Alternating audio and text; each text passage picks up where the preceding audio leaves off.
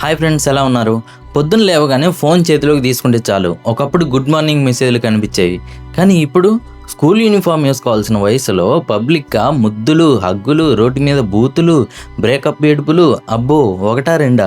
మీరు కూడా చూసే ఉంటారు కదా, సౌజన్య అని, టామ్ అని, స్వీటీ అని, పేర్లు ఏమైనా కావచ్చు. కానీ ఇక్కడ జరుగుతున్నది మాత్రం సోషల్ డిజాస్టర్. దీన్నే మనం కామెడీగా చూసి నవ్వుకుంటున్నాం, ట్రోల్ పేజీల్లో షేర్ చేస్తున్నాం. కానీ దీని వెనక ఒక పెద్ద టైం బాంబ్ ఉంది. అది పిల్లల భవిష్యత్తుని ఎలా నాశనం చేస్తుంది? ఆస్ట్రేలియా దేశం రాత్రికి రాత్రే తీసుకున్న సంచలనమైన నిర్ణయం ఏంటి? మన తెలుగు రాష్ట్రాల్లో కూడా ఈ సోషల్ మీడియా బ్యాన్ రాబోతుందా? ఈరోజు ఈ వీడియోలో ఈ నిబ్బి కల్చర్ వెనకున్న అసలైన చీకటి కొనాన్ని బయట పెడతాను. ఫస్ట్ అసలు పాయింట్కి వద్దాం. అసలు వీళ్ళకి అంత ధైర్యం ఎక్కడి నుంచి వస్తుంది? పేరెంట్స్ భయం లేదా? సమాజం ఏమనుకుంటుందని సిగ్గు లేదా? నిజం చెప్పాలంటే వాళ్ళకి సిగ్గు లేదు అనడం కంటే కూడా మనమే వాళ్ళని ఎంకరేజ్ చేస్తున్నాం అనడం కరెక్ట్. సింపుల్గా చెప్తామేనండి, మీరు ఒక మంచి పని చేస్తే మహా అయితే 1000 మంది చూస్తారు. అదే కెమెరా ముందుకు వచ్చి 4 బూతులు తిట్టండి, లేదా రోడ్డు మీద వింతగా బిహేవ్ చేయండి, లక్షల్లో వ్యూస్ వస్తాయి. ఆల్గారిథమ్స్ కూడా ఎలా తయారయ్యాయంటే జనాలకి కోపం తెప్పించే కంటెంట్ని ఎక్కువ వైరల్ చేస్తున్నాయి.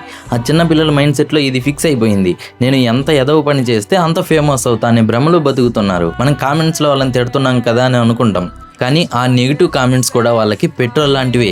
మీ కోపమే వాళ్ళకి బిజినెస్. దీని వెనక ఒక సైన్స్ కూడా ఉంది. మనిషి మెదడులో డెసిషన్స్ తీసుకునే పార్ట్ 25 ఇయర్స్ వచ్చేదాకా పూర్తిగా డెవలప్ అవ్వదు. అందుకే టీనేజ్లో ఉన్నప్పుడు భవిష్యత్ ఏంటి, రేపు పొద్దున ఈ వీడియో నా కెరీర్కి అడ్డుపడతాయా అనే ఆలోచన వాళ్ళకి రాదు. వాళ్ళకి కావాల్సిందల్లా ఇన్స్టాగ్రామ్ కిక్, ఇప్పుడే లైక్ పడాలి, అప్పుడే కామెంట్ రావాలి. దీన్నే డోపమైన్ అడిక్షన్ అంటారు. స్కూల్లో క్లాస్ లీడర్ కూడా అవ్వలేని వాడు ఇన్స్టాగ్రామ్లో 10,000 మంది ఫాలోవర్స్ రాగానే తననికి తానే సెలబ్రిటీలో ఫీల్ అయిపోతున్నాడు. దీన్నే మైక్రో సెలబ్రిటీ సిండ్రోమ్ అని అంటారు. దీనివల్ల వాళ్ళు రియల్ లైఫ్ని మర్చిపోయి రియల్ లైఫ్లో బతికేస్తున్నారు. సరే, సమస్య ఉంది, మరి సొల్యూషన్ ఏంటి? పేరెంట్స్ ఫోన్ లాక్కుంటే సరిపోద్దా?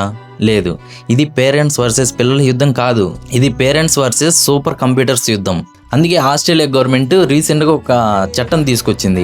16 ఏళ్ల లోపు పిల్లలు సోషల్ మీడియాని వాడటం అక్కడ పూర్తిగా నిషేధం. ఇది కేవలం పేపర్ మీద రూల్ కాదు, గ్రౌండ్ లెవెల్లో జరిగిన సర్జికల్ స్ట్రైక్.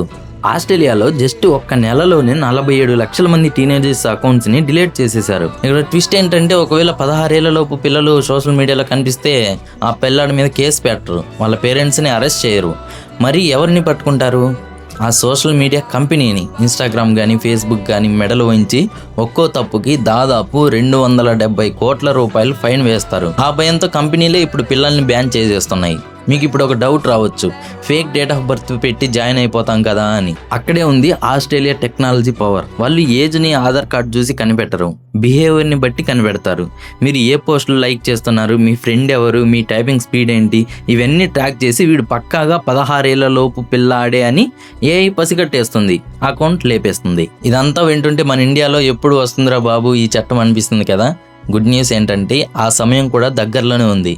మన ఆంధ్రప్రదేశ్ ఐటీ మినిస్టర్ అయిన నారా లోకేష్ గారు రీసెంట్గా దావోస్ మీటింగ్లో, అలాగే అసెంబ్లీలో కూడా క్లియర్గా చెప్పారు, పిల్లలకి మెంటల్ హెల్త్ పాడవుతుంది, ఆస్ట్రేలియా మోడల్ని స్టడీ చేసి మన దగ్గర కూడా స్ట్రిక్ట్ రూల్స్ తెస్తామని. అటు గోవా గవర్నమెంట్ కూడా అదే మాట చెప్తుంది. కానీ ఇక్కడ వచ్చిన ఒక చిక్కుముడి ఏంటంటే, ఇంటర్నెట్ అనేది సెంట్రల్ గవర్నమెంట్ పరిధిలో ఉంటుంది. సో రాష్ట్రాలు డైరెక్ట్గా బ్యాన్ చేయలేవు.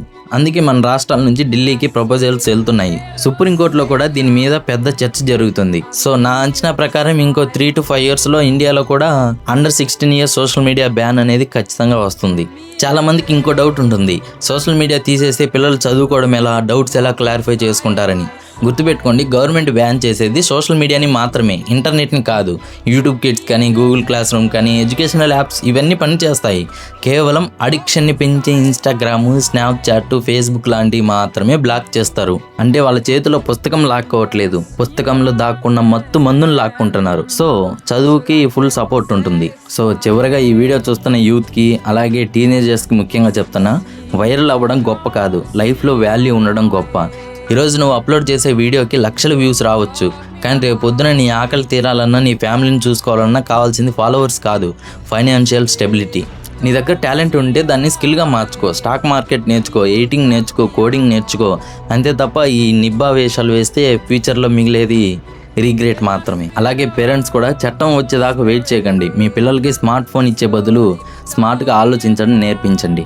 ఇది ఫ్రెండ్స్ ఈరోజు ఈ వీడియోలో నేను చెప్పిన పాయింట్స్కి మీకు కరెక్ట్ అనిపిస్తే మన ఛానల్ని సబ్స్క్రైబ్ చేసుకోండి.